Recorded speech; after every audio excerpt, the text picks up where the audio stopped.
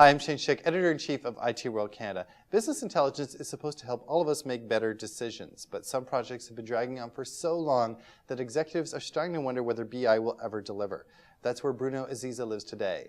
As the Director of Business Insights at Microsoft Corporation, Bruno drives the company's business intelligence practice. He's also the host of BizIntelligence.tv. He blogs for Forbes magazine, and he's also the co-author of Drive Business Performance, Enabling a Culture of Intelligence Execution. We welcomed him to our CIO Canada Frankly Speaking breakfast in Toronto.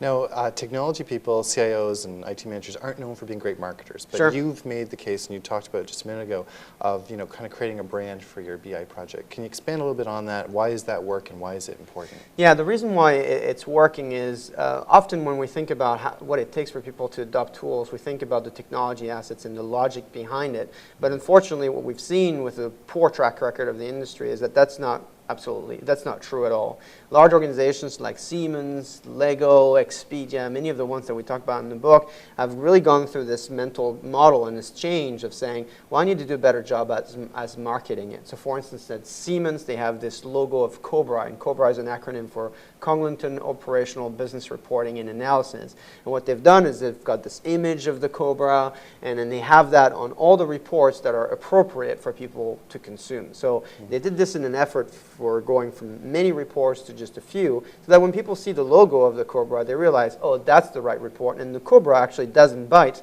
it's the wrong reports that do. And so Expedia has a stamp, Lego has this great initiative called The Voice, and we have examples after examples of people that have come up with very creative ways of making sure they drive adoption, not just adoption of the tool, like I said, but adoption of this idea that there's a set of reports you should be looking at, and instead of just grabbing data from multiple places that might not be appropriate for your organization, you should focus on the right data. Right.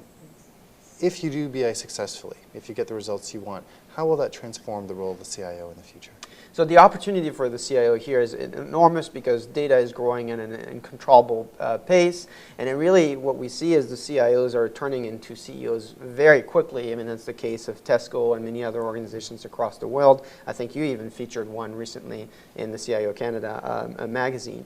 I think what's going on is that people are realizing, very much like what I said before, is data is the intel inside of your organization.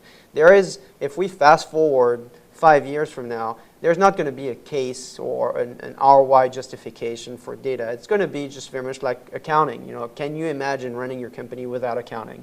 Well, no, you can't do that. And increasingly, the organizations that win will win because you have smart data and you have data that's used by everybody inside the organization. That's the opportunity for a CIO to make the change from a gut feel generation to a data-driven generation. But also consider that the truth is somewhere in the middle between enable people to make gut feel decision based on subject matter expertise and some of the data that they have aggregated, as well as having validation from the market.